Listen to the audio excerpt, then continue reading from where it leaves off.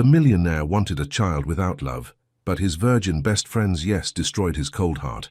Before we explore all the details of this incredible story, tell us where you're following us from and the time. Subscribe to the channel so you don't miss a thing, and let's embark on this journey together.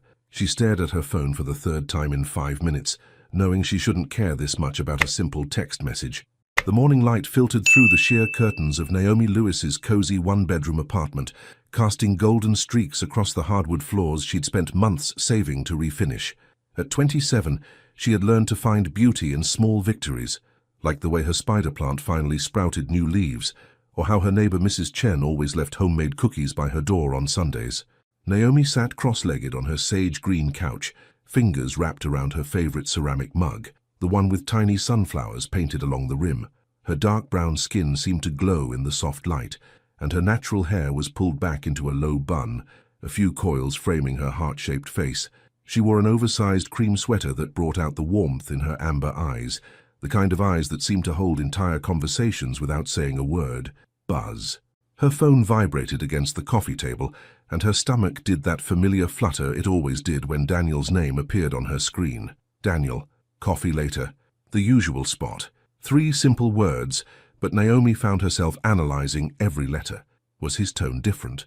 More distant? She shook her head, frustrated with herself. This was Daniel Bolt, her best friend for the past 4 years, the man who remembered her birthday before she did, who brought her soup when she was sick, who listened to her ramble about books and never once looked bored. But lately, something had shifted. Naomi typed and deleted her response 3 times before settling on, of course, 2 p.m. She set the phone aside and walked to her small kitchen where fresh daisies sat in a mason jar on the windowsill. Everything about her space reflected her personality. Warm, thoughtful, deliberately chosen. The walls were painted a soft buttercream yellow, and vintage romance novels lined the shelves she'd built herself after watching countless YouTube tutorials. As she prepared her morning oatmeal, adding fresh berries and a drizzle of honey, Naomi caught her reflection in the window. She had always been told she was beautiful, but it was the kind of beauty that grew on you. Gentle, authentic. The kind that made people feel safe rather than intimidated. Her phone buzzed again. Daniel, make it 1:30. I have something important to discuss. Naomi's spoon paused halfway to her mouth. Daniel Bolt never said he had something important to discuss. He was direct, confident, the kind of man who said exactly what he meant when he meant it. At 36, he had built an empire from nothing, turning a small tech startup into a multi-million-dollar corporation that now employed over 300 people. She had met him during the most vulnerable period of her life, right after her grandmother's funeral, when she was 23 and felt completely alone in the world. Daniel had been there for a business meeting with her former boss, but when he found her crying in the break room, something in his usually guarded expression had softened. "Bad day?" he had asked, his deep voice surprisingly gentle. "Bad year," she had replied, and somehow that simple exchange had blossomed into an unlikely friendship. Now 4 years later, Naomi couldn't imagine her life without their weekly coffee dates, their long conversations about everything and nothing, the way he made her laugh when she least expected it. But she had also learned to recognize the walls Daniel kept around his heart. At 6'2", with broad shoulders and an athletic build maintained through rigorous morning runs, Daniel commanded attention wherever he went. His dark hair was always perfectly styled, his steel blue eyes sharp and calculating, and he wore tailored suits like armor. He was undeniably handsome, the kind of man who could have anyone he wanted, but Naomi had watched him keep everyone at arm's length. She had never asked why. Some secrets, she had learned, were too heavy to carry for someone else. Finishing her breakfast, Naomi moved to her small closet and selected a flowing midi dress in deep forest green, one that complemented her skin tone and made her feel confident without trying too hard. She paired it with simple gold jewelry and her grandmother's vintage watch, touching the worn leather strap for luck. As she applied a light coat of lip gloss, Naomi caught herself wondering if Daniel ever noticed these details about her. Did he see the way she carefully chose colors that brought out the gold flecks in her eyes? Did he notice how she always wore a little extra perfume when they met for coffee? The questions embarrassed her, but they refused to go away. By 1:15, Naomi was walking through downtown Portland, her favorite neighborhood with its mix of historic brownstones and modern cafes. The autumn air was crisp, carrying the scent of fallen leaves and the promise of rain. She loved this time of year, the way the world seemed to pause and reflect before settling into winter's quiet. Café Lumière sat on the corner of Maple and 3rd, its warm brick exterior and large windows making it feel like an extension of someone's living room. Naomi and Daniel had been meeting here for over 2 years, always at the same table by the window, always with the same orders, her vanilla latte with oat milk, his black coffee with 1 sugar. As she approached their table, Naomi's steps slowed. Daniel was already there, his hands wrapped around his coffee cup, staring out the window with an expression she had never seen before. There was something different about his posture, tension in his shoulders, a tightness around his eyes that made her heart skip. He looked up as she approached, and for just a moment she saw something vulnerable flash across his features before his usual composed mask slipped back into place. "Hey," she said softly, sliding into the chair across from him. "Hey." His voice was lower than usual, rougher around the edges. They sat in silence for a moment, an unusual occurrence for 2 people who typically filled every pause with easy conversation. Naomi studied his face, the sharp line of his jaw, the way his fingers drummed against the table, the careful distance in his eyes that she had learned meant he was fighting some internal battle. "Daniel," she said finally, her voice gentle but firm. "What's going on?" He met her gaze, and in that instant, Naomi felt the ground beneath her shift. Whatever he was about to say would change everything between them. She just didn't know how much. "I need you to have my baby, Naomi, but I need you to understand this isn't about love." The words hung in the air between them like a physical presence, heavy and suffocating. Naomi felt her coffee cup slip slightly in her trembling hands, the warm ceramic suddenly feeling foreign against her palms. Daniel's steel blue eyes never wavered from hers, but she could see the muscle in his jaw ticking, the only sign that this conversation was as difficult for him as it was shocking for her. "I'm sorry, what?" The words escaped her lips as barely a whisper, her amber eyes wide with disbelief. He leaned back in his chair, his fingers interlacing as he assumed what she recognized as his business posture, controlled, calculated, emotionally distant. It was the same stance he took during board meetings, the same careful composure that had made him millions. "I've been thinking about this for months," Daniel continued, his deep voice steady but lacking its usual warmth. "I'm 36, Naomi. I've built everything I wanted professionally, but there's one thing missing, a legacy, an heir." Naomi blinked slowly, trying to process what she was hearing. Around them, the cafe continued its afternoon rhythm, the hiss of the espresso machine, quiet conversations, the gentle clink of silverware against porcelain. But their corner of the world had become eerily silent, as if reality had paused to witness this moment. "Daniel, I don't understand. I don't want marriage," he interrupted, his tone becoming more businesslike with each word. "I don't want the complications that come with romantic entanglements. I've seen what love does to people. It makes them weak, unpredictable, vulnerable. I've worked too hard to build what I have, to risk it all for sentiment." The man sitting across from her was barely recognizable. This wasn't the Daniel who brought her favorite pastries when she was stressed about work. This wasn't the man who had held her hand during her grandmother's funeral or who remembered that she preferred daisies to roses. This was Daniel Bolt, the CEO, the millionaire, the man who saw people as assets and emotions as liabilities. "But a child?" Naomi's voice caught in her throat. "A child is different," Daniel said, leaning forward slightly. "A child is family, blood, something that belongs to me completely, something that can't betray me, or leave me, or use me for personal gain." Each word felt like a small blade cutting through her heart. Naomi had always known Daniel was guarded, but she had never realized the depths of his cynicism, the extent to which he had convinced himself that human connection was transactional. "Why me?" she managed to ask, though she wasn't sure she wanted to hear the answer. For the first time since he'd started speaking, Daniel's expression softened, almost imperceptibly, but Naomi caught it. She had learned to read his micro-expressions over the years, to find the man beneath the armor. "Because I trust you," he said simply.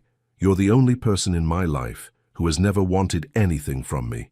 You've never asked for money, connections, favors. You're pure, in a way that's rare in my world." The word pure made her stomach clench.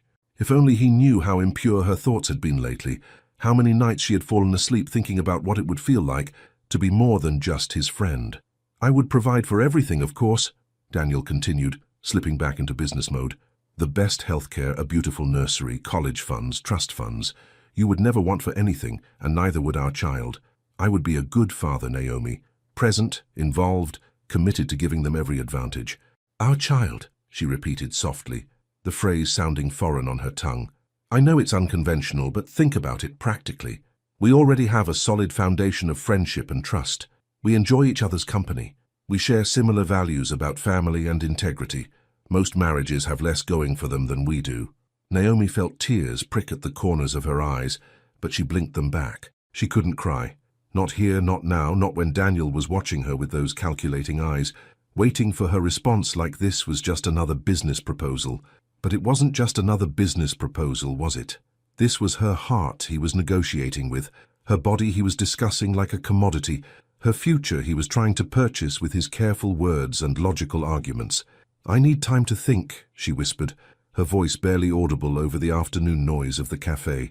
Daniel nodded as if he had expected this response.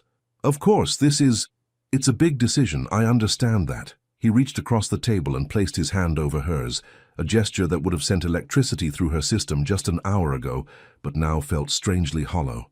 Take all the time you need, Naomi, but know that I wouldn't have asked if I didn't believe you were the perfect person for this. The perfect person. Not the woman he loved, not someone he couldn't live without. The perfect candidate for a position he needed to fill. Naomi pulled her hand away gently and stood up, her legs feeling unsteady beneath her. I should go. Naomi, I need to process this, Daniel. I just need time. She grabbed her purse and walked toward the door, feeling his eyes on her back with every step. Outside, the autumn air hit her face like a slap, sharp and clarifying. She walked quickly away from the cafe, her mind spinning with everything that had just happened. By the time she reached her apartment building, tears were streaming down her cheeks. She fumbled with her keys, finally managing to unlock her door and collapse onto her couch. The same couch where she had sat that morning, analyzing his text message like a lovesick teenager. The irony wasn't lost on her. Her phone buzzed with a new message. Daniel, I know this is overwhelming, but I meant what I said. I trust you more than anyone else in my life. That has to count for something. Naomi stared at the message, her heart breaking and healing and breaking again with each word. He trusted her. He wanted her to have his child, but he didn't love her. And somehow, that made the decision both impossible and inevitable.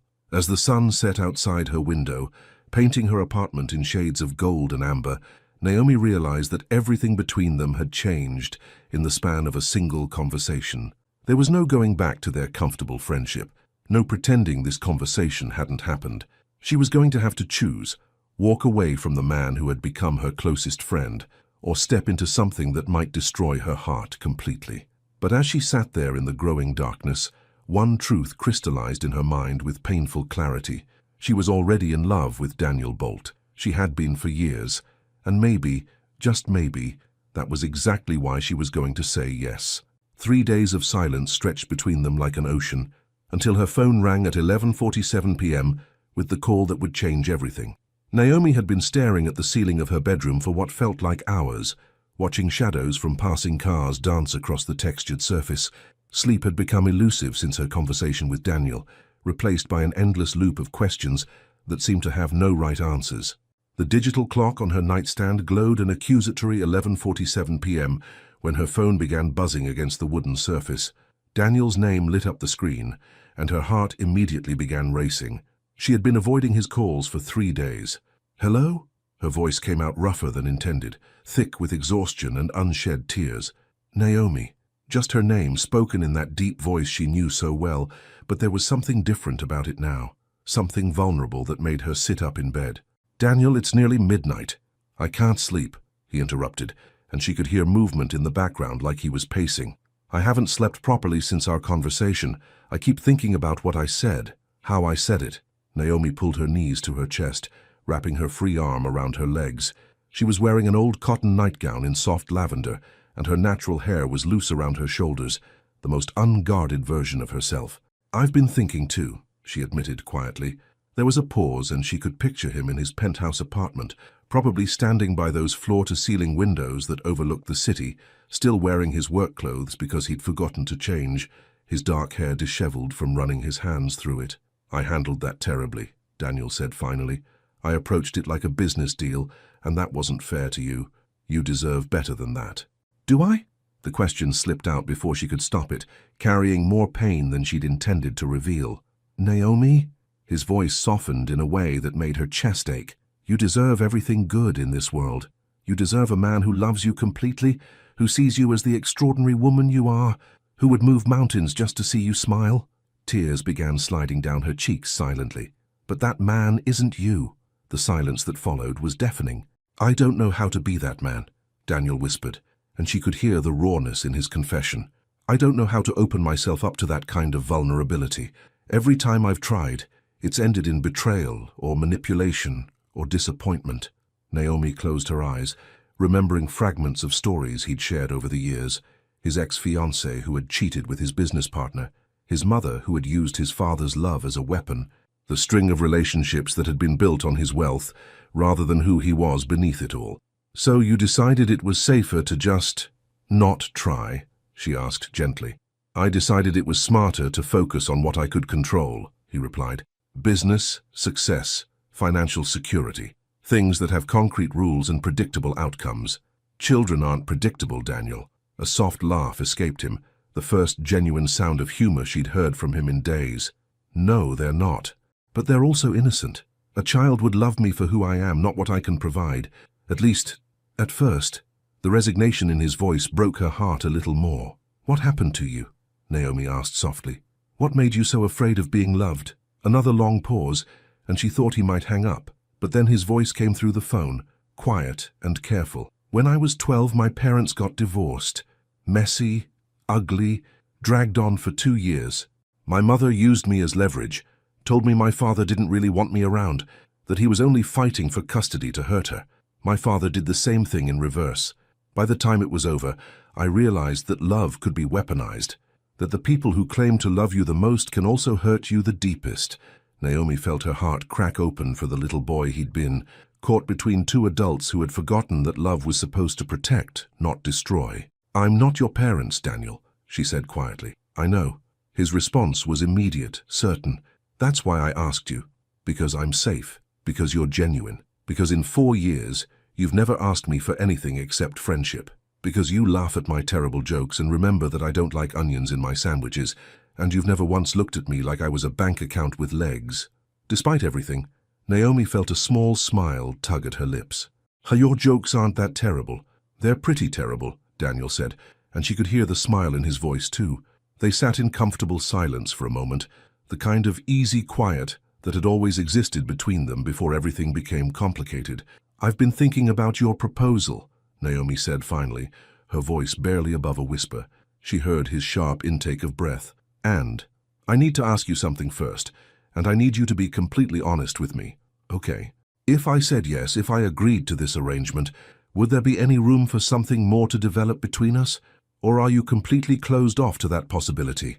The pause that followed seemed to stretch on forever. "Naomi," Daniel's voice was strained, like he was fighting some internal battle. "I don't want to give you false hope.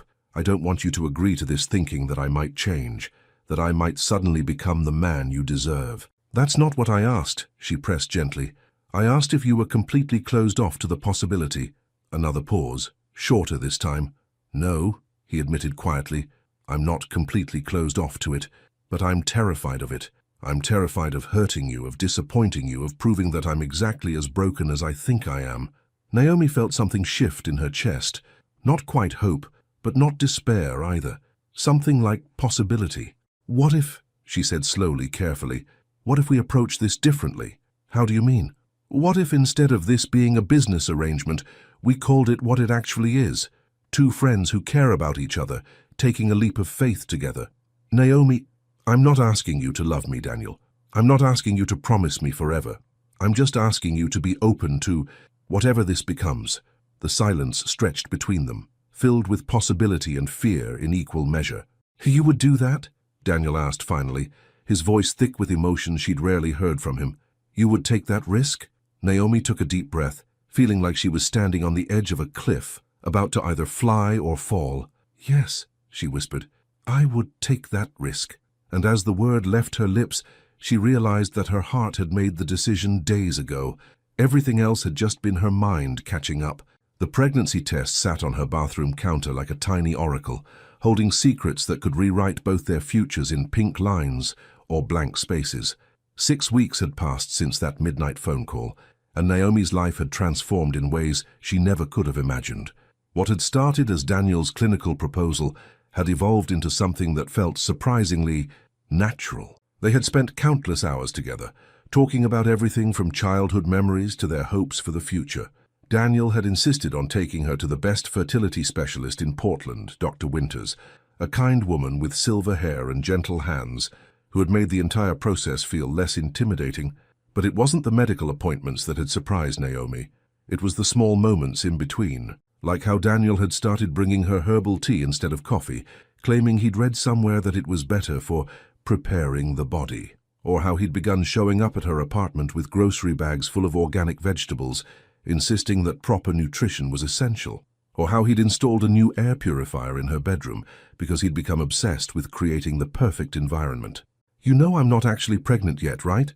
Naomi had teased him just the week before, watching him arrange prenatal vitamins on her kitchen counter like he was conducting a symphony. Daniel had paused, his hands stilling on the bottles, and for a moment she'd seen something vulnerable flash across his face. "I know, I want everything to be perfect. When it happens, I want to know we did everything right." The care in his voice, the gentle way he'd started touching her, a hand on her lower back, fingers brushing hers when he passed her something. It was all so different from the cold businessman who had made that initial proposal. Now, standing in her small bathroom at 7 a.m. on a Tuesday, Naomi felt her heart hammering against her ribs. She had been feeling different for the past week, tired, slightly nauseous, unusually emotional. This morning, she'd woken up with a strange certainty that everything was about to change. The test instructions were simple enough, but her hands were shaking so badly she could barely read them. She followed the steps mechanically, then set the small plastic device on the counter and sat down on the closed toilet seat to wait. 3 minutes. That's all it would take to know if their careful planning had worked, if their leap of faith had resulted in the tiny miracle they'd been hoping for. Her phone buzzed with a text from Daniel. "Daniel, good morning, how are you feeling today?" He had been asking her that question every morning for weeks, his concern growing more evident each day. At first, she'd thought it was just him being thorough, but lately she'd begun to recognize it for what it really was, genuine care masked as practicality. She started to type a response, then stopped. How could she tell him she was currently waiting to find out if she was carrying his child? How could she put that kind of hope and fear into words? Instead, she typed, "I'm okay. Are you still coming over for dinner tonight?" Another new development, Daniel had started joining her for meals several times a week. He claimed it was to ensure she was eating properly, but Naomi had noticed how he lingered afterward, helping with dishes, asking about her day, seeming reluctant to leave the warm comfort of her small apartment. "Daniel, wouldn't miss it. I'm bringing ingredients for that pasta dish you mentioned liking." Despite her nervousness, Naomi smiled. A month ago, Daniel Bolt probably couldn't have told you where his own kitchen was, let alone what ingredients went into homemade pasta sauce. Now he was researching recipes and shopping for groceries like a devoted husband. Husband. The word sent an unexpected flutter through her chest. They hadn't talked about what would happen if she got pregnant, the practical details of how they would navigate parenthood together. Daniel had been so focused on the getting pregnant part that they'd barely discussed the being pregnant part, let alone the raising a child together part. Her phone timer chimed, making her jump. 3 minutes were up. Naomi stood on unsteady legs and approached the counter. The test sat there innocuously, looking like nothing more than a piece of plastic that cost $12 at the pharmacy. But she knew that what it revealed would change everything. She picked it up with trembling fingers. 2 pink lines, clear, unmistakable, life-changing pink lines. Naomi sank down onto the bathroom floor, the test still clutched in her hands as the reality washed over her in waves. She was pregnant, with Daniel's baby. The arrangement they had made was no longer theoretical. It was growing inside her at this very moment. Tears began streaming down her face, but she couldn't tell if they were from joy or terror or some complex mixture of both. She was going to be a mother. Daniel was going to be a father. They were going to have a baby together. Her phone rang, startling her out of her daze. Daniel's name appeared on the screen, and for a wild moment she considered not answering. How could she have a normal conversation with him when she was sitting on her bathroom floor, holding proof that their lives were about to become permanently intertwined? But this was Daniel, her friend, her partner in this impossible situation. He deserved to know. "Hello?" Her voice came out shaky and strange. "Naomi? Are you all right? You sound—" "Daniel." She cut him off, unable to find a gentle way to ease into this moment. "I'm pregnant." Silence. Complete, absolute silence on the other end of the line. "Daniel? Are you there?" His voice, when it finally came, was barely a whisper. "Are you sure?" Naomi looked down at the test in her hands, at those two definitive pink lines that had just rewritten both their futures. "I'm sure." Another pause, and then she heard something that made her heart skip, a sound that might have been laughter, or might have been a sob, or might have been both. "We did it," Daniel said, his voice thick with emotion. "Naomi, we actually did it." "Yeah," she whispered, fresh tears spilling down her cheeks. "We did. I'm coming over," he said suddenly, his voice becoming stronger, more decisive. "Right now, I'm coming over." "Daniel, you don't have to—" "Yes, I do." His tone was firm, almost fierce. "You're carrying my child, Naomi, our child. I'm not going to be anywhere else right now." The line went dead, and Naomi found herself staring at her phone, still sitting on her bathroom floor in her pajamas, holding a pregnancy test and trying to process the fact that Daniel Bolt, the man who claimed he didn't know how to love, had just sounded more emotional than she'd ever heard him. 20 minutes later, she heard his key in her front door. She had given it to him weeks ago, ostensibly so he could let himself in when he brought groceries, but now, as she heard his footsteps moving quickly through her apartment, she realized it meant something else entirely. It meant he was already thinking of her place as home. "Naomi," his voice carried down the hallway. "In here," she called softly from where she now sat on her couch, having finally managed to pull herself together enough to leave the bathroom. Daniel appeared in her living room doorway, still wearing his expensive suit, but with his hair disheveled and his tie slightly askew, like he'd rushed out of a meeting. His steel blue eyes were bright, with an emotion she'd never seen before, something raw and wonderful and terrifying all at once. He crossed the room in 3 quick strides and dropped to his knees in front of her, his large hands coming up to frame her face with a gentleness that took her breath away. "Show me," he whispered. Naomi held up the pregnancy test, watching as Daniel's eyes fixed on those 2 pink lines. His expression transformed completely, the careful mask he always wore cracking open to reveal something so vulnerable and hopeful that it made her chest ache. "My God," he breathed, and then he was pulling her into his arms, holding her against his chest so tightly she could feel his heart racing. "Naomi, my God." And in that moment, pressed against Daniel's chest while he held her like she was the most precious thing in the world, Naomi realized that whatever happened next, whatever this arrangement became, she had never felt more cherished in her entire life. "Move in with me," Daniel said over breakfast, as casually as if he were asking her to pass the salt, but his hands were trembling around his coffee cup.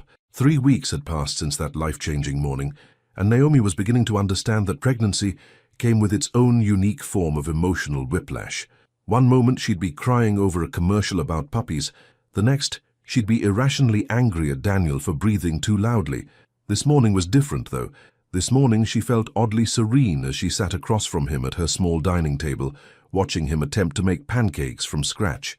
His usually perfect hair was mussed, his expensive dress shirt was dusted with flour, and he had a look of intense concentration that she might have found amusing if it weren't so endearing. "You know there's a perfectly good box mix in the pantry," Naomi said, taking a sip of her ginger tea, another one of Daniel's research-backed suggestions for morning sickness. "Box mix has preservatives," he replied, without looking up from the bowl where he was whisking with the determination of a man trying to solve world hunger. Dr. Kimberly said fresh, whole ingredients are better for early pregnancy development. Dr. Kimberly Winters had become something of a saint in Daniel's eyes over the past few weeks. Every recommendation, every offhand comment, every piece of advice was treated like gospel. Naomi had watched this incredibly successful, confident man transform into someone who took notes during medical appointments and asked follow-up questions about calcium absorption rates.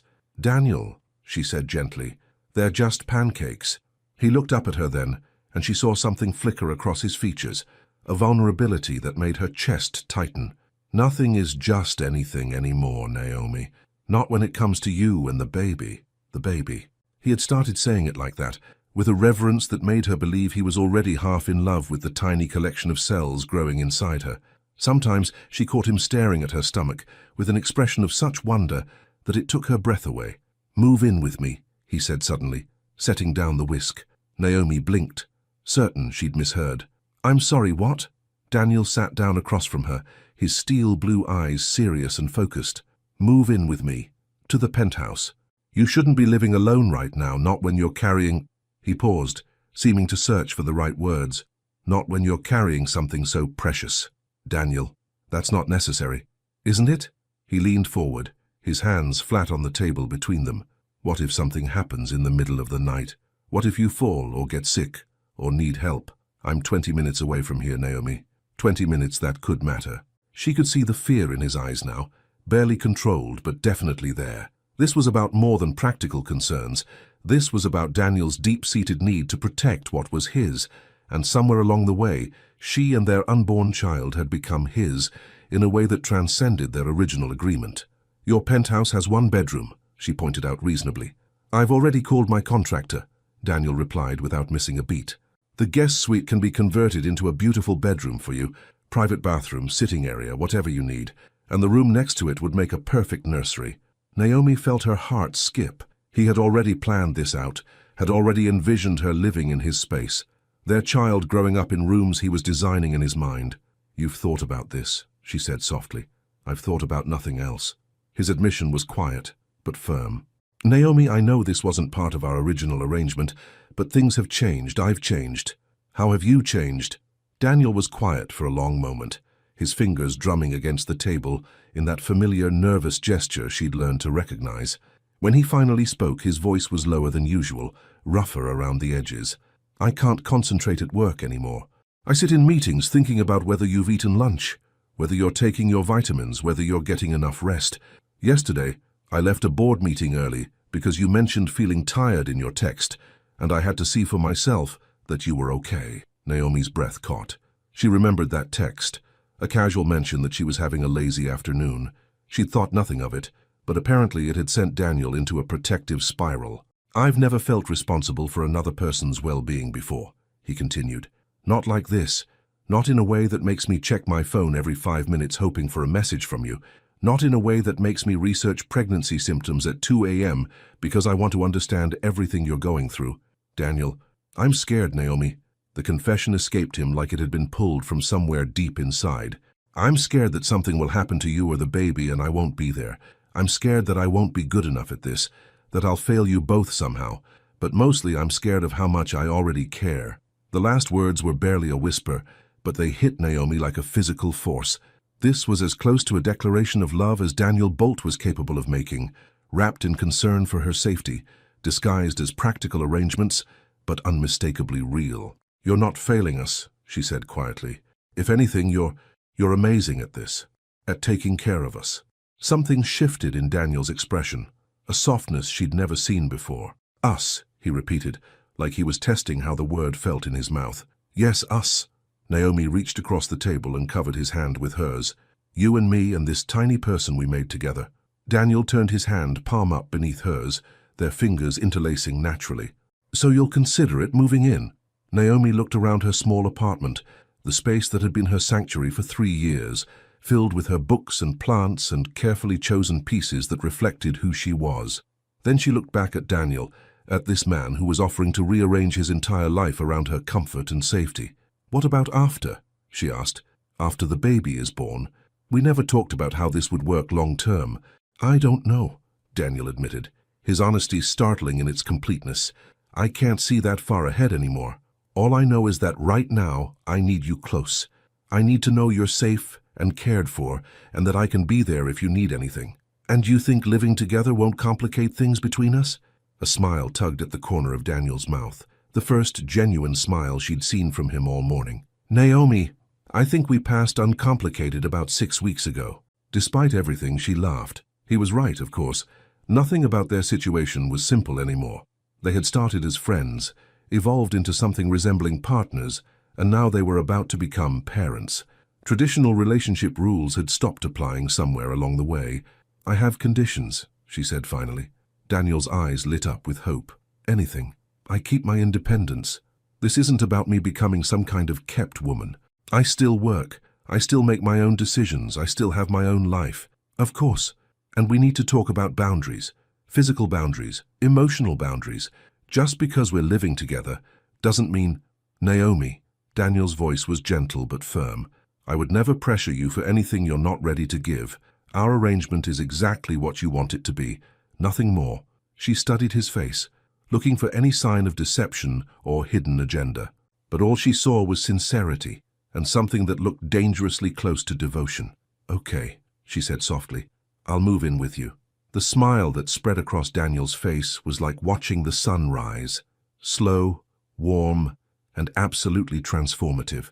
Without warning, he stood up and came around the table, pulling her gently to her feet and wrapping his arms around her in a hug that felt like coming home. Thank you, he whispered against her hair. You won't regret this, I promise. As Naomi melted into his embrace, breathing in his familiar cologne and feeling the steady beat of his heart against her cheek, she realized that she was already far past the point of regretting anything. She was falling in love with Daniel Bolt, and terrifyingly, wonderfully, it seemed like he might be falling too. She found him in the nursery at 3 a.m., sitting on the floor surrounded by instruction manuals, trying to assemble a crib with tears streaming down his face. Living with Daniel Bolt, Naomi discovered, was like being wrapped in the most luxurious, protective cocoon imaginable. If cocoons came with floor-to-ceiling windows, heated marble floors, and a kitchen that belonged in a 5-star restaurant. It had been 2 weeks since she'd moved into the penthouse, and every morning she still felt a small thrill when she woke up in the beautifully appointed guest suite Daniel had created for her. He'd thought of everything. Blackout curtains for better sleep, a reading nook by the window, fresh flowers that appeared mysteriously every few days, and a mini fridge stocked with her favorite ginger ale for morning sickness. But it wasn't the luxury that had surprised her. It was the way Daniel had seamlessly integrated her into his space and his routines, as if she'd always belonged there. He left for work later now so they could have breakfast together. He came home earlier, usually with some new book about pregnancy or child development tucked under his arm. And every evening, without fail, he would ask about her day with the kind of focused attention most people reserved for matters of national importance. Tonight had been no different. They'd shared dinner, Daniel's attempt at grilled salmon, which had turned out surprisingly well, and watched a documentary about marine life that had made Naomi cry for reasons she couldn't entirely explain. It's the hormones, she'd sniffled, gesturing at the screen where a family of whales was swimming in perfect formation. They're beautiful, Daniel had said softly, but when she looked at him, he wasn't watching the whales. He was watching her. Now, at nearly 3 a.m., Naomi found herself wide awake with that restless energy that pregnancy seemed to bring in waves. She'd tried reading, tried meditation apps, tried counting backwards from 100, but sleep remained elusive. That's when she heard the sounds coming from down the hallway, soft thuds, occasional muttered curses, and what sounded suspiciously like someone struggling with furniture assembly. Naomi slipped out of bed and padded barefoot down the hallway, following the sounds to the room Daniel had designated as the future nursery. The door was slightly ajar, and soft light spilled into the corridor. She pushed the door open quietly and stopped short at the scene before her. Daniel was sitting cross-legged on the hardwood floor, still wearing his pajama pants and a t-shirt that was slightly too small, stretched across his broad shoulders. Around him was what appeared to be the aftermath of a small explosion. Wooden slats, screws, bolts, and at least 3 different instruction manuals spread out like a chaotic map. And he was crying. Not the dramatic, sobbing kind of crying, but the quiet, exhausted tears of someone who was overwhelmed and trying desperately not to show it. His dark hair was disheveled from running his hands through it, and his usual composed expression was nowhere to be found. Daniel! Naomi's voice was soft, barely above a whisper. He looked up sharply, his steel blue eyes wide and slightly panicked, like a child caught doing something he shouldn't. He quickly wiped at his face with the back of his hand. I'm sorry, he said quickly, starting to stand. I didn't mean to wake you, I was just trying to... Don't! Naomi held up a hand, stopping him mid-sentence. Don't apologize. What's wrong? Daniel looked at her for a long moment, clearly debating whether to put his walls back up or let her see him like this. Vulnerable and uncertain, and beautifully human. I can't figure out how to put together a crib, he said finally, his voice barely above a whisper. I have 3 advanced degrees. I've built a multi-million-dollar company from nothing. I can negotiate deals worth more than most people make in a lifetime, and I can't figure out how to assemble a piece of furniture for our baby. The word "our" hung in the air between them, heavy with meaning and possibility. Naomi moved into the room and sat down on the floor beside him, not caring that she was wearing nothing but an oversized sleep shirt and cotton shorts. She picked up one of the instruction manuals, a bewildering diagram of parts labeled with letters and numbers that might as well have been hieroglyphics. "These instructions are terrible," she said matter-of-factly. "Look at this. Insert dowel A into slot B using connector C. What even is a dowel?" Despite his emotional state, Daniel let out a small laugh. "I've been asking myself the same question for the past 2 hours. Why are you doing this now?" Naomi asked gently. "It's 3 a.m. and we're still months away from needing a crib." Daniel was quiet for so long that she thought he might not answer. When he finally spoke, his voice was thick with emotion. "I keep having this dream," he said, staring down at the scattered pieces of wood. "I dream that the baby comes early and I'm not ready. The room isn't finished, the crib isn't built, I haven't read enough books, I don't know enough about being a father. And in the dream, you look at me with such disappointment because I've failed at the most important thing I'll ever do." Naomi felt her heart break a little for this man who carried so much pressure, who held himself to impossible standards in every area of his life. "Daniel," she said softly, reaching over to cover his hand with hers, "you're not going to fail. How can you be so sure?" His eyes met hers, and she saw all his fears laid bare. "I don't know how to be a father, Naomi. I don't know how to love someone that much without it destroying me. What if I mess this up? What if I mess them up? You won't. But what if I do? What if I turn out like my father, distant, cold, more concerned with work than with the people who need me?" "You're already nothing like that," Naomi said firmly. "Daniel, you left work early yesterday because I mentioned having a headache. You've read more pregnancy books than I have. You built me a reading nook because you noticed I like to read by natural light. You're sitting on the floor at 3 a.m. trying to build a crib because you want everything to be perfect for our child. How can you possibly think you'll be a distant father?" Daniel looked at her like she had just revealed some fundamental truth he'd been blind to. "Besides," Naomi continued, a small smile playing at her lips, "you're not doing this alone. We are partners in this, remember? And partners help each other figure things out." She picked up one of the wooden slats and examined it thoughtfully. "My grandmother used to say that the most important things in life don't come with instruction manuals. Love, parenting, building a family, you just have to trust your heart and do your best." Your grandmother sounds like she was a wise woman. She was. She also would have told you that any man who cries over trying to build his child's crib is probably going to be an amazing father. Daniel's smile was watery but genuine. "She sounds like she would have liked this arrangement of ours." "Actually," Naomi said, surprising herself with her honesty, "I think she would have told us we were being idiots." "How so?" Naomi felt heat rise in her cheeks, but she pressed on. "She would have said that two people who care about each other as much as we obviously do shouldn't need an arrangement at all." The words hung between them like a bridge. Neither of them was quite ready to cross, but couldn't ignore either. Daniel's thumb brushed across her knuckles where their hands were still joined. "And what would you have told her?" "I would have told her," Naomi said quietly, "that sometimes the best things happen when you stop trying to control how they're supposed to look." They sat in comfortable silence for a moment, surrounded by the pieces of their future, literal wooden pieces that would become their child's first bed, and metaphorical pieces of a relationship that was becoming something neither of them had planned, but both were afraid to name. "Come on," Naomi said finally, squeezing his hand.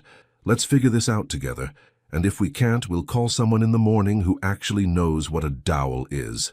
Daniel laughed, a real, full laugh that transformed his entire face. "Deal. But I'm warning you, I may have made this more complicated than it needs to be." "Daniel," Naomi said, looking around at the chaos he'd created, "I think that might be your specialty." As they bent their heads together over the instruction manual, their shoulders touching and their voices mixing in quiet consultation, Naomi realized that this moment, sitting on the floor at 3 a.m., trying to build a crib with the man who was slowly stealing her heart, was exactly what happiness felt like. "There's something I need to tell you about our arrangement," Daniel said during their first ultrasound appointment, his voice tight with a secret that was about to shatter everything. The 20-week ultrasound was supposed to be a celebration. The appointment, where they would finally see their baby clearly, where abstract concepts would become tiny fingers and toes on a grainy black and white screen. Naomi had been looking forward to this day for weeks, imagining Daniel's reaction when he saw their child for the first time. Dr. Winters' office was warm and softly lit, with watercolor paintings of flowers on the walls and the kind of gentle classical music that was supposed to be soothing. Naomi lay on the examination table, her growing belly exposed, the cool gel making her shiver slightly despite her excitement. Daniel sat in the chair beside her, impeccably dressed as always in a charcoal grey suit, but she could see the tension in the set of his shoulders, the way his hands gripped the armrests just a little too tightly. "Are you ready to meet your baby?" Dr. Winters asked with a smile, positioning the ultrasound wand against Naomi's skin. The monitor flickered to life, and suddenly there it was, their child, no longer just a collection of cells, but an actual tiny human being, complete with a perfect profile and what looked like Daniel's stubborn chin.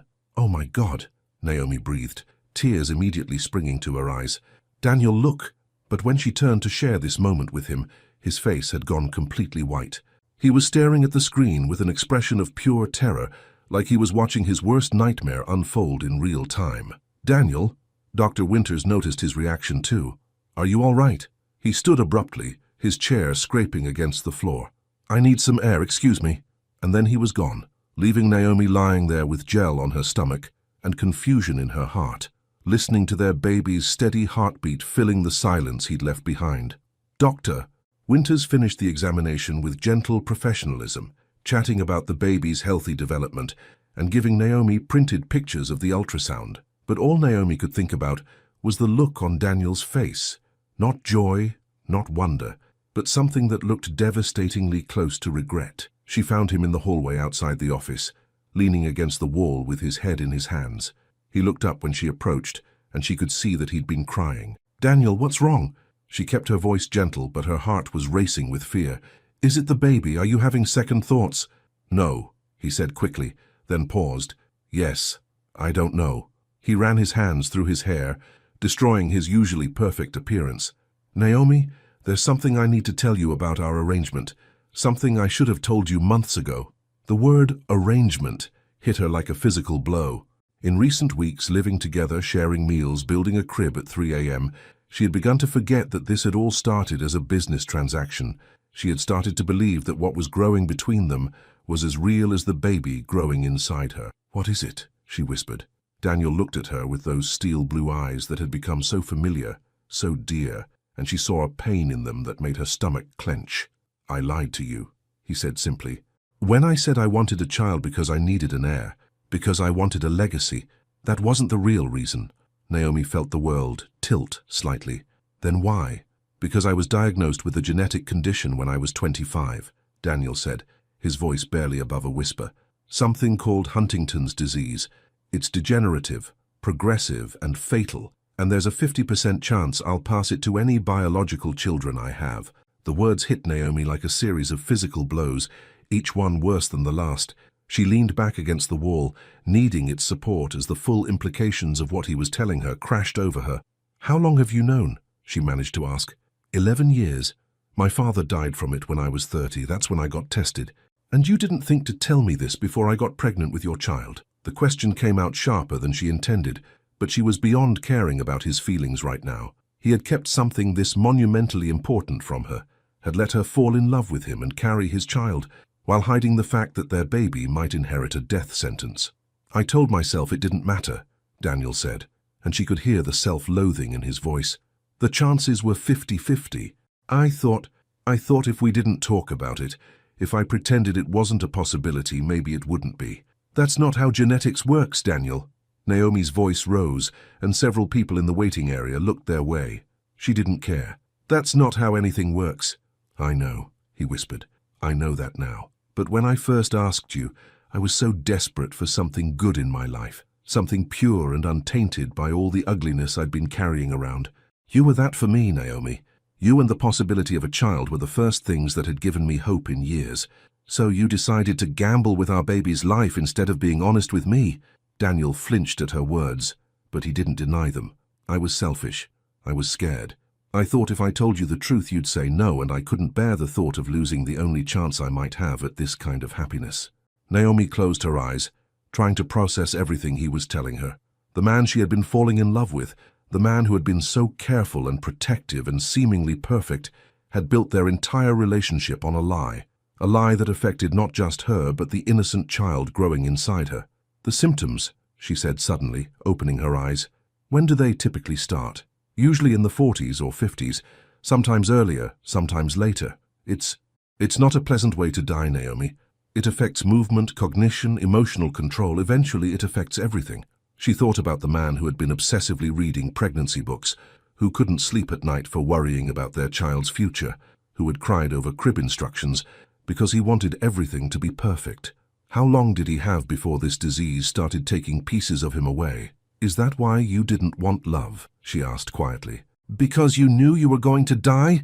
Daniel's composure finally cracked completely. I didn't want anyone to have to watch me deteriorate. I didn't want to be a burden, to leave someone behind to grieve. But then you... God, Naomi, you made me want things I'd convinced myself I could never have. And now? Now I'm terrified, he admitted. I'm terrified that our child will inherit this. I'm terrified that you'll hate me for what I've done. I'm terrified that I've ruined the best thing that ever happened to me because I was too much of a coward to be honest from the beginning. Naomi looked at this man, this flawed, frightened human man who had tried to control an uncontrollable situation and had made it infinitely worse in the process. She thought about the baby growing inside her, about the 50% chance it might carry Daniel's genes and his ultimate fate. She thought about all the conversations they should have had, all the decisions they should have made together, and underneath all the anger and fear and betrayal, she found something else, a love so deep and stubborn that it refused to be extinguished by even this devastating revelation. We need to talk to Dr. Winters, she said finally, her voice steady despite the tears streaming down her cheeks. We need to know about testing, about options, about what this means for our baby. Daniel stared at her like she had just performed a miracle. You're not leaving. I'm furious with you, Naomi said honestly. I'm more angry than I've ever been in my life. You took away my choice, Daniel. You decided what I could and couldn't handle, and that wasn't your decision to make. He nodded, accepting her anger like a deserved punishment. But I'm not leaving, she continued softly, because that baby in there is half mine, and whatever happens next, we're going to face it together. All of it. The testing, the uncertainty, the possibility that our child might inherit this disease, the possibility that you might get sick someday. We're going to face it honestly this time, with all the information and all the truth. Daniel's face crumpled with relief and gratitude, and love so profound it was almost painful to witness. And Daniel! Naomi reached out and took his hand, intertwining their fingers the way they had that night in the nursery. Next time you have something this important to tell me, you tell me. No matter how scared you are, no matter what you think it might cost us. We're partners in this now, which means we don't make decisions about our future alone anymore. As they walked back into Dr. Winters' office together, still holding hands despite everything that had just been revealed, Naomi realized that this was what real love looked like. Not the fairy tale version where everything was perfect, but the messy, complicated, terrifying version where you chose each other even when the future was uncertain and the odds were against you. The genetic counselor's words echoed in the silence. The test results show that your baby does not carry the Huntington's gene. And Daniel broke down completely. 3 weeks had passed since that devastating afternoon in Dr. Winters' office, and the penthouse had become a place of careful politeness and unspoken tension. Naomi and Daniel moved around each other like dancers who had forgotten their choreography, still in sync, but no longer flowing together naturally. The appointment with Dr. Morrison, the genetic counselor, had been scheduled immediately after Daniel's revelation. They had sat in her sterile office while she explained amniocentesis, risk factors, and timelines in the kind of calm, clinical voice that made life-altering medical decisions sound like routine procedures. The test can determine definitively whether your baby carries the Huntington's gene, Dr. Morrison had explained, her silver-rimmed glasses catching the fluorescent light. There is a small risk to the procedure, but given the circumstances, most couples in your situation choose to proceed. Most couples. The phrase had hung between them, highlighting just how far they were from being a normal couple facing a normal pregnancy. Now, sitting in the same office where they had received the news that would change everything, Naomi felt Daniel's tension like a physical presence beside her. He had barely slept in weeks, had lost weight, and there were lines around his steel blue eyes that hadn't been there a month ago. His hand found hers as Dr. Morrison opened the file containing their results, and Naomi was surprised by how cold his fingers felt, how they trembled slightly against her palm. "Mr. Bolt, Ms. Lewis," Dr. Morrison began, her voice gentler than usual. "I have your test results." Daniel's grip on Naomi's hand tightened almost painfully. "The amniocentesis shows that your baby is developing normally in all respects, and regarding the Huntington's gene," she paused, looking directly at Daniel, "the test results show that your baby does not carry the gene. Your child will not develop Huntington's disease." The silence that followed was deafening. Naomi felt relief flood through her so powerfully that she momentarily couldn't breathe. Their baby was safe. Their child would not inherit Daniel's terrible genetic legacy. The 50% chance that had haunted her dreams for 3 weeks had resolved in their favor. But when she turned to share this moment of joy with Daniel, what she saw made her heart break all over again. He was sobbing. Not the quiet, controlled tears she had seen from him before, but deep, body-shaking sobs that seemed to come from somewhere so deep inside him that she wondered if they would ever stop. His face was buried in his hands, his broad shoulders shaking with the force of his relief and gratitude and overwhelming emotion. "Daniel," she whispered, reaching out to touch his shoulder. He looked up at her with eyes that were red and raw, but somehow brighter than she'd seen them in weeks. "Our baby is safe," he managed to say through his tears. "Naomi, our baby is going to be okay. Our baby, not the baby, or your baby, or even my child. Our baby." As if somewhere in the past 3 weeks of uncertainty and fear, he had claimed not just the child, but the family they were becoming.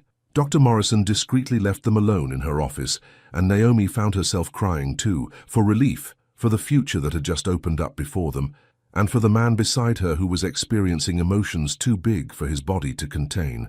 "I was so scared," Daniel whispered, when he could finally speak again. "I was terrified that I had cursed our child, that my selfishness had condemned an innocent baby to the same fate I'm facing. But you didn't," Naomi said softly, taking his face in her hands and forcing him to look at her. "Our baby is healthy and safe and free from this disease." Daniel leaned into her touch like a man who had been drowning and finally found solid ground. "I don't deserve this," he said. "I don't deserve this gift, this second chance."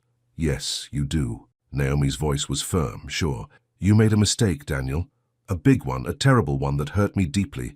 But you don't deserve to suffer for the rest of your life because of your father's genetics." They sat together in that small office, holding each other while the weight of the past few weeks slowly lifted from their shoulders. But even in her relief, Naomi knew that this news, wonderful as it was, didn't solve everything between them. Later that evening, back in the penthouse, they sat in the living room with the ultrasound pictures spread out on the coffee table between them. The baby looked so perfect in those grainy images, so blissfully unaware of the drama and fear that had surrounded its existence. "I need to know something," Naomi said quietly, breaking the comfortable silence they had been sharing. Daniel looked up from where he had been studying the ultrasound images with the intensity of a man memorizing scripture. "Anything. If the test had come back positive, if our baby did carry the gene, what would you have wanted to do?" It was a question that had been haunting her for weeks, one she hadn't been brave enough to ask until now. Daniel was quiet for so long that she wondered if he was going to answer at all. "I don't know," he said finally, his voice barely above a whisper. "I've been asking myself that same question every day since we got the test done, and the honest answer is that I don't know what I would have chosen." "But you would have let me choose," Naomi said. It wasn't a question. "Yes." His response was immediate, certain. "It would have been your decision to make. Your body, your life that would be most affected. I would have supported whatever you decided, even if it destroyed me." Naomi felt something settle in her chest, a piece of trust that had been damaged but not broken. "Good. That's what I needed to hear. Can I ask you something now?" Daniel's voice was hesitant. "Where do we go from here?" He gestured between them, around the penthouse that had become their shared space. "We started this as an arrangement, but somewhere along the way, it became something else. And after everything that's happened, after all the lies and the fear and the uncertainty, where does that leave us?" It was the question Naomi had been avoiding, the conversation she knew they needed to have but had been too afraid to start. She looked at this man, flawed, frightened, but trying so hard to be better than his fears, and realized that she already knew the answer. "It leaves us here," she said simply, "in this beautiful apartment that you've turned into a home for us, with a baby on the way, who's going to need both of us to figure out how to be parents. It leaves us with a choice about what kind of future we want to build together." "And what kind of future do you want?" Daniel asked, his steel blue eyes searching her face. Naomi took a deep breath, feeling like she was about to jump off a cliff with no guarantee of where she would land. "I want the kind of future where we stop pretending this is just an arrangement," she said quietly. "I want the kind of future where we admit that we've fallen in love with each other, even though it wasn't part of the plan. I want the kind of future where we choose each other every day, not because of contracts or genetics or practical considerations, but because we can't imagine our lives without each other." Daniel stared at her like she had just offered him everything he'd ever wanted, but had been too afraid to ask for. "Even knowing that I might get sick someday?" he asked. "Even knowing that there are no guarantees about how much time we'll have?" "Especially knowing that," Naomi replied, "because time isn't guaranteed for any of us, Daniel. But love is. The choice to love each other, to build something beautiful together for however long we have, that's a guarantee we can make to each other." Daniel set down the ultrasound picture he had been holding and moved across the couch to her, taking her hands in his with a reverence that made her breath catch. "I love you, Naomi," he said, the words falling from his lips like a prayer he had been too afraid to speak. "I've been in love with you for months, maybe since that first day when you agreed to this crazy arrangement. I love your kindness, your strength, the way you see good in people even when they can't see it in themselves. I love the way you make me want to be better than I am." "I love you too," Naomi whispered, tears streaming down her face. "I love how you take care of me, how you've changed your entire life around making sure our baby and I are safe and happy. I love how you cry over crib instructions and research pregnancy symptoms at 2 a.m. I love who you are when you stop trying to protect yourself from feeling too much." When Daniel kissed her, it was nothing like the arrangement they had started with. It was a beginning, a promise, a choice to build something real and lasting together. And as they held each other in the soft light of the penthouse that had become their home, with their healthy baby growing strong inside her, Naomi realized that the best love stories weren't the ones where everything was perfect from the start.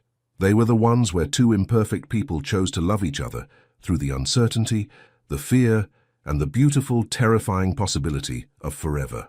"I've never been with anyone before," Naomi whispered against Daniel's lips, her confession hanging in the moonlit darkness like a sacred secret that would change everything between them. 2 months had passed since their declarations of love, and the penthouse had transformed from a place of careful politeness into something that felt genuinely like home. Daniel's once sterile living space was now filled with Naomi's touches, fresh flowers in unexpected places, cozy throw blankets draped over his expensive furniture, books scattered on every available surface, and the constant, comforting scent of vanilla candles. At nearly 8 months pregnant, Naomi had developed what Daniel lovingly called her nesting phase, an intense urge to organize, clean, and prepare everything for the baby's arrival. She had rearranged the nursery 3 times, washed tiny clothes that wouldn't be worn for weeks, and created detailed lists for everything from hospital bag contents to middle-of-the-night feeding schedules. Tonight was different, though. Tonight, the air between them hummed with a tension that had been building for weeks, ever since the night Daniel had first told her he loved her. Ever since they had begun sharing not just a home, but increasingly intimate moments that left them both breathless and wanting more. They were lying together on the massive sectional sofa in the living room, the city lights twinkling beyond the floor-to-ceiling windows like earthbound stars. Daniel was reading aloud from a pregnancy book, something about infant sleep patterns, while Naomi rested against his chest, her head tucked beneath his chin, but she wasn't listening to the words. She was too aware of the steady rhythm of his heartbeat beneath her ear, the way his deep voice rumbled through his chest when he spoke, the careful way his free hand traced gentle circles on her rounded belly. "Daniel," she interrupted softly. He stopped reading immediately, setting the book aside and shifting so he could look at her face. "What is it? Are you uncomfortable? Do you need more pillows?" Even after all this time, his first instinct was always to take care of her, to anticipate her needs before she could voice them. It was one of the things she loved most about him, this quiet devotion that showed itself in 1,000 small ways every day. "I'm fine," she assured him, then paused, gathering courage for what she wanted to say. "I was just thinking about us, about how far we've come." Daniel's steel blue eyes softened, and his hand came up to cup her cheek. "We have come far, haven't we? Sometimes I can barely remember what my life was like before you moved in here, before you made everything warmer." "Warmer," Naomi repeated with a small smile. "I like that." They fell into comfortable silence, but Naomi could feel the weight of unspoken things between them. For weeks now, their goodnight kisses had lingered longer, Their casual touches had carried more heat. Their conversations had been peppered with meaningful looks and careful words that danced around the growing desire neither of them had been brave enough to voice. "There's something I need to tell you," Naomi said finally, her heart racing with the magnitude of what she was about to reveal. Daniel's expression grew concerned. "What is it?" She took a deep breath, feeling heat rise in her cheeks. "You know how we never really talked about physical intimacy, about what that would mean for us?" Daniel nodded slowly, his thumb brushing across her cheekbone in a gesture so tender it made her chest ache. "The truth is," Naomi continued, her voice barely above a whisper, "I've never been with anyone before. Intimately, I mean. You would be my first." The words hung between them like a bridge she had finally found the courage to cross. Daniel went very still, his eyes searching her face with an intensity that made her feel both vulnerable and incredibly safe. "Never?" he asked softly. Naomi shook her head. "I told myself I was waiting for the right person, for someone who would see me as whole rather than as an experience to be had. But the truth is, I was waiting for you. I just didn't know it yet." Daniel's expression transformed, cycling through surprise, reverence, and something so tender it took her breath away. "Naomi?" he whispered, her name like a prayer on his lips. "Are you sure? Are you absolutely certain this is what you want? Because once we cross this line—" "I'm sure," she interrupted, reaching up to trace the strong line of his jaw. "I've been sure for weeks. I love you, Daniel. All of you. I want to share everything with you, not because of our arrangement, not because we're having a baby together, but because I choose you, in every way." Daniel's control, which she had watched him maintain so carefully for months, finally cracked. He leaned down and kissed her with a passion that spoke of weeks of restraint finally released, of love too strong to contain any longer. "I love you," he murmured against her lips. "God, Naomi, I love you so much it terrifies me sometimes." "Don't be terrified," she whispered back, her hands tangling in his dark hair. "Be here with me, be present for this." Daniel pulled back slightly to look at her, his eyes dark with emotion and desire. "Are you comfortable? The baby?" "The baby is fine," Naomi assured him with a soft laugh. "Dr. Winter said intimacy is perfectly safe. And Daniel, I need you to stop thinking like a worried, expectant father for just a little while and think like the man who loves me." Something shifted in Daniel's expression, the last of his careful restraint falling away to reveal the depth of his feelings for her. He stood and gently helped her to her feet, his hands steady and sure as he guided her toward their bedroom, because somewhere along the way it had become their bedroom, even though they had never formally acknowledged the transition. The moonlight streaming through the windows cast everything in silver and shadow, creating an atmosphere that felt almost magical. Daniel moved with careful reverence, treating her like something precious and sacred, his hands gentle as they mapped the curves of her changing body. "You're so beautiful," he whispered against her skin, his voice thick with emotion. "Every day you grow more beautiful to me."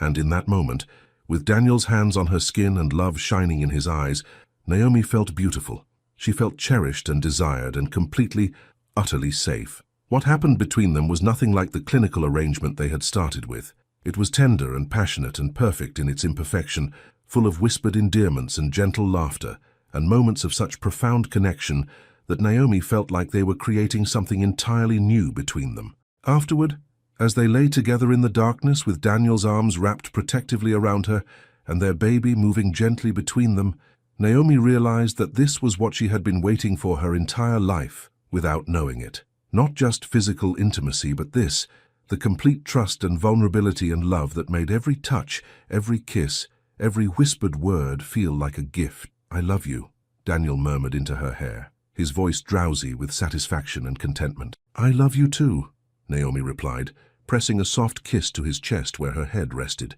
"Was it?" Daniel started to ask, then stopped, seeming suddenly uncertain. "Perfect," Naomi finished for him, tilting her head up to meet his eyes in the moonlight. "It was absolutely perfect." Daniel's smile was soft and wondering, like a man who had just discovered he was capable of miracles. And as Naomi drifted off to sleep in his arms, surrounded by love and safety and the promise of their family, she realized that sometimes the most beautiful things in life weren't the ones you planned for. They were the ones that grew slowly, carefully, from friendship to trust to love, until one day you woke up and realized that everything you had ever wanted was already in your arms. Outside their window, the city continued its restless dance of lights and movement, but inside their bedroom, wrapped in each other's love, Naomi and Daniel had found the kind of peace that comes only from knowing you're exactly where you belong. The arrangement they had started with was long forgotten, replaced by something infinitely more precious, a love story that neither of them had seen coming, but both would treasure for the rest of their lives. "Marry me," Daniel whispered through tears as he held their newborn daughter for the first time, his voice breaking with a love so profound it rewrote everything they thought they knew about forever. The contractions had started at 3 a.m. on a Tuesday, gentle at first, like waves lapping at the shore of consciousness. By 6 a.m. they were demanding all of Naomi's attention, and Daniel had transformed into a man possessed, timing intervals, calling Dr. Winters, packing and repacking the hospital bag with the precision of someone orchestrating a military operation. "Daniel, breathe," Naomi had said between contractions, watching her usually composed partner pace their bedroom like a caged animal. "You're more nervous than I am." "I'm not nervous," he'd replied, his voice pitched higher than usual. "I'm prepared. There's a difference." But when another contraction had gripped her with surprising intensity and she'd reached for his hand, Daniel had been there instantly, solid, steady, whispering words of encouragement, while his own hands trembled with barely controlled fear. Now, 12 hours later, everything had changed. Naomi lay in the hospital bed, exhausted but exhilarated, watching the most powerful man she knew reduced to complete emotional devastation by the tiny bundle in his arms. Their daughter, born at 6:47 p.m., weighing 7 pounds and 3 ounces of absolute perfection, had entered the world with a cry that seemed to announce her intention to be heard. She was beautiful in that way that all newborns were beautiful to their parents, but looking at her, Naomi saw something that took her breath away. The baby had Daniel's stubborn chin and what looked like it might become his steel blue eyes, but her skin was a perfect blend of both parents, a warm, golden tone that spoke of the love that had created her. "She's perfect," Daniel whispered, his voice thick with tears he didn't bother to hide. "Naomi, she's absolutely perfect." He had been crying since the moment Dr. Winters had placed their daughter in his arms. Not quiet tears, but the deep, soul-shaking sobs of a man experiencing a love he had never imagined possible. "What should we call her?" Naomi asked softly, watching as their daughter's tiny fist curled around Daniel's finger with the instinctive grip of new life. They had spent months discussing names, creating lists, debating options, but somehow none of their careful preparations seemed adequate for this moment, for this tiny person who had just made them a family. "Sophia," Daniel said without hesitation, looking up at Naomi with eyes that were red from crying but brighter than she'd ever seen them. "It means wisdom. And she's going to be wise, isn't she? Wiser than her father, who spent so many years afraid of loving someone this much." Naomi felt fresh tears spring to her eyes. "Sophia Bolt," she said, testing the name. "I love it." "Sophia Lewis Bolt," Daniel corrected quietly. If that's okay with you." The hyphenated name hit Naomi like a physical force. It was more than just a name. It was a declaration, a promise, a statement that this child belonged to both of them equally, that their family was built on love rather than legal documents. "Daniel," she whispered. He carefully transferred Sophia back to Naomi's arms, then sat on the edge of the hospital bed, his large hands framing her face with the same reverence he'd shown on the night they first made love. "I need to say something," he began, his voice steady despite the tears still streaming down his cheeks. "And I need to say it now while she's here listening, so she'll always know." Naomi's heart began racing. "Okay. When I first asked you to have my baby, I thought I knew what I wanted. I thought I could control my heart, could keep this arrangement simple and uncomplicated." Daniel's thumb brushed away a tear from her cheek. "I was so wrong, Naomi, so incredibly beautifully wrong." He looked down at Sophia, who was sleeping peacefully in her mother's arms, tiny chest rising and falling with the rhythm of new life. "You didn't just give me a child," Daniel continued, his voice breaking. "You gave me a family. You gave me a home. You gave me a love so deep and true that it changed everything I thought I knew about what life could be." "Daniel, let me finish," he said softly. "Please, I need to say this." Naomi nodded, her own tears making it difficult to see clearly. "I love you, Naomi Lewis. I love your kindness, your strength, the way you see beauty in ordinary moments. I love how you've made me want to be better than I am, how you've shown me that being vulnerable isn't weakness. It's the greatest strength of all." Daniel reached into his jacket pocket and pulled out a small velvet box, and Naomi's breath caught in her throat. "I know this isn't the most romantic setting," he said, with a watery laugh, gesturing around the sterile hospital room. "I had planned to do this at home with candles and music and all the romance you deserve. But holding our daughter, seeing the family we've created together, I can't wait another moment." He opened the box to reveal a ring that was breathtaking in its simplicity, a perfect solitaire diamond surrounded by smaller stones that caught the hospital lights and threw rainbows across the white sheets. "Marry me," Daniel whispered, his voice raw with emotion. "Not because of an arrangement, not because we have a child together, but because I can't imagine spending a single day of my life without you. Marry me because you're my heart, my home, my forever." Naomi looked at this man, the one who had started as her best friend, become her lover, and was now the father of her child. She thought about the journey they had taken together, from that shocking proposal in a coffee shop to this moment of pure love in a hospital room. "Yes," she whispered, then louder. "Yes, Daniel, yes, I'll marry you." Daniel's hands shook as he slipped the ring onto her finger, and when he kissed her, it was with the passion and promise of a man who had finally found everything he'd been searching for without knowing he was searching. "I love you," he murmured against her lips. "I love you both so much." As if summoned by her father's declaration, Sophia stirred in Naomi's arms, opening eyes that were indeed Daniel's steel blue, but somehow softer, filled with the infinite possibility of a life just beginning. "Hello, sweetheart," Naomi whispered to her daughter. "Welcome to our family." Daniel reached out to stroke Sophia's tiny cheek with one finger, his touch impossibly gentle. "She's going to grow up knowing she was wanted," he said quietly. "She's going to grow up in a house full of love, with parents who chose each other every single day. And she's going to know," Naomi added, looking up at the man who had become her everything, "that sometimes the most beautiful love stories start with the most impossible proposals." Daniel laughed, a sound of pure joy that filled the hospital room with warmth. "Are you saying you're glad I asked you to have my baby in the middle of a coffee shop?" "I'm saying," Naomi replied, her engagement ring catching the light as she adjusted their daughter's blanket, "that I would say yes to that proposal 1,000 times over if it meant ending up here with you and Sophia."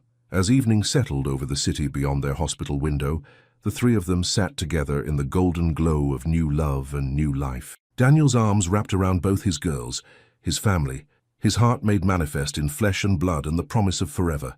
And in that moment, surrounded by love and possibility and the sweet weight of their sleeping daughter, Naomi realized that this was what happily ever after actually looked like. Not perfect but real, not planned but chosen, not an ending but a beginning. The arrangement that had brought them together was forgotten, replaced by something infinitely more precious, a love story that would be told in whispered lullabies, in family dinners, in quiet moments stolen between the beautiful chaos of raising a child together. It was a love story that would last a lifetime, built not on contracts or agreements, but on the simple, revolutionary choice to love each other completely every single day, for all the days to come. 3 years later, the morning light filtered through the kitchen windows of their suburban home, a charming colonial that Daniel had insisted on buying when Sophia started walking, claiming the penthouse was no place for a toddler to explore safely. The house was everything the penthouse wasn't, lived in, warm, filled with the comfortable chaos that came with loving and being loved. Naomi stood at the island, packing Sophia's lunch for her first day of preschool, when she felt familiar arms wrap around her from behind. Even after 3 years of marriage, 4 years of knowing she was completely loved, Daniel's touch still sent warmth spreading through her chest. "She's going to be fine," he murmured against her hair, reading her maternal anxiety with the ease that came from truly knowing someone. "I know," Naomi replied, leaning back against his chest. "It's just, she's so little. What if the other kids aren't nice to her? What if she gets scared and I'm not there?" Daniel turned her gently in his arms, his steel blue eyes, now crinkled at the corners with laugh lines that hadn't existed when they first met, soft with understanding. "She's not just little, Naomi. She's fierce, she's curious, she's kind. She's everything good about both of us rolled into one incredible little person." He smiled, brushing a strand of her natural hair behind her ear. "And if anyone isn't nice to Sophia Lewis-Bolt, they're going to have to answer to her mother, the strongest woman I know." The sound of small feet thundering down the stairs interrupted them, and Sophia appeared in the kitchen doorway like a tiny whirlwind. At 3, she was all energy and curiosity, with Daniel's stubborn determination and Naomi's warm heart. Her hair was a mass of loose curls that caught the morning light, and she wore her new preschool outfit like armor, a bright yellow dress with sunflowers that she had insisted on picking out herself. "Is it time? Is it time for big girl school?" Sophia asked, bouncing on her toes with excitement. "Almost, sweetheart," Naomi said, kneeling down to Sophia's level. "Are you ready for your big adventure?" Sophia nodded solemnly, then threw her arms around Naomi's neck with the fierce affection that characterized everything she did. "I'm ready, Mama, but I'm gonna miss you. I'm going to miss you too, baby. But you know what?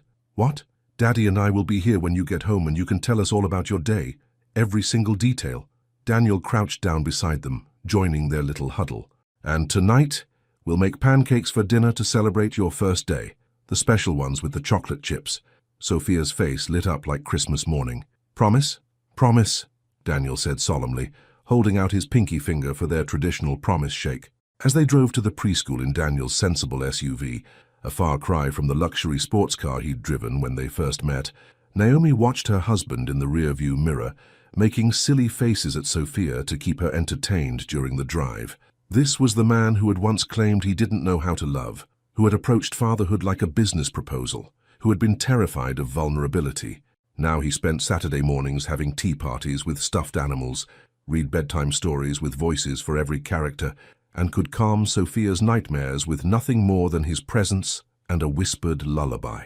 The preschool was a cheerful building, painted in bright primary colors, with a playground that looked like something from a fairy tale. Other parents were dropping off their children, and Naomi felt a familiar flutter of nerves. "She's going to love it here," Daniel said quietly, reading her thoughts again. And she was right. Sophia marched into her new classroom with the confidence of someone who had never doubted that the world was full of people who would love her, who had grown up secure in the knowledge that she was wanted, cherished, and completely safe. After they kissed her goodbye and promised to be back at pickup time, Naomi and Daniel walked back to their car in comfortable silence. "Remember when we thought this was just going to be about having a baby?" Naomi said as they drove home. Daniel reached over and took her hand, his wedding ring catching the sunlight. "Worst plan I ever had," he said with a smile. "Worst plan? Thinking I could keep my heart out of it. Thinking I could have you in my life and not fall completely, irrevocably in love with you." They had reached a red light, and Daniel lifted their joined hands to his lips, pressing a soft kiss to her wedding ring, a gesture that had become as natural as breathing over the years. "Do you ever regret it?" Naomi asked. "The way we started? How complicated everything was." Daniel considered the question seriously, the way he always did when she asked something important. "No," he said finally. "I regret the lies, the fear, the way I almost let my own damage ruin the best thing that ever happened to me. But I don't regret asking you. I don't regret that crazy, desperate proposal in the coffee shop, because it gave me you, it gave me Sophia, it gave me a life I never thought I deserved." The light turned green, but Daniel didn't immediately press the gas. Instead, he turned to look at her fully. "I love you, Naomi Bolt," he said, using her married name with the same reverence he'd shown on their wedding day. "I love the woman you were when you said yes to an impossible arrangement. I love the woman you became as we figured out how to be a family. And I love the woman you are now, the mother of my child, the love of my life, my best friend, and my forever." "I love you too," Naomi replied, her heart as full as it had been on that morning 3 years ago when he'd proposed in a hospital room with their newborn daughter in her arms. The car behind them honked gently, and they both laughed, Daniel finally accelerating through the intersection. That evening, as promised, they made chocolate chip pancakes for dinner, and Sophia regaled them with stories from her first day of school, new friends, finger painting, a story about a brave princess who saved a dragon instead of the other way around. Later, after Sophia was tucked into bed with her favorite stuffed elephant and at least 3 bedtime stories, Naomi and Daniel sat together on their back porch, watching the sunset paint the sky in shades of pink and gold. "She's going to be okay, you know," Daniel said, understanding that Naomi was still processing the milestone of their daughter's first day of school. "I know, it's just, she's growing up so fast. Soon she'll be in real school, then high school, then college." Naomi trailed off, the future suddenly feeling both infinite and fleeting. "And through all of it, she'll know she's loved," Daniel said. "She'll know that love isn't something you have to earn or prove you deserve. She'll know that love is something you choose every day and something that chooses you back." They sat in comfortable silence, hands linked, hearts full, watching the day fade into night over the home they had built together. Not just the house with its white picket fence and swing set in the backyard, but the life they had created from the most unlikely beginning. "Daniel," Naomi said softly, "thank you." "For what?" "For being brave enough to ask me an impossible question. For being brave enough to love me even when you were terrified of it. For giving me Sophia and this life and a love story that's better than anything I could have imagined." Daniel brought their joined hands to his chest, over his heart that beat steadily and surely for her, for them, for the family they had built together. "Thank you," he replied, "for saying yes." And as the stars began to appear in the darkening sky above their home, Naomi realized that this was what forever actually looked like. Not a destination you arrived at, but a choice you made every single day. A choice to love completely, to build something beautiful together, to say yes to the impossible and watch it become everything you never knew you needed. Sometimes, the most extraordinary love stories began with the most ordinary words. "I need to ask you something." And sometimes, if you were very lucky, your answer to that impossible question would give you a lifetime of moments like this, sitting on your back porch with the love of your life, watching the sunset over the family you built together, one brave choice at a time. Looking back at their journey, from that shocking proposal in a coffee shop to building a family filled with love, one question remains. Would you have been brave enough to say yes to love, even when it came in the most unexpected package? Your participation means a lot to the channel. Please share your thoughts in the comments.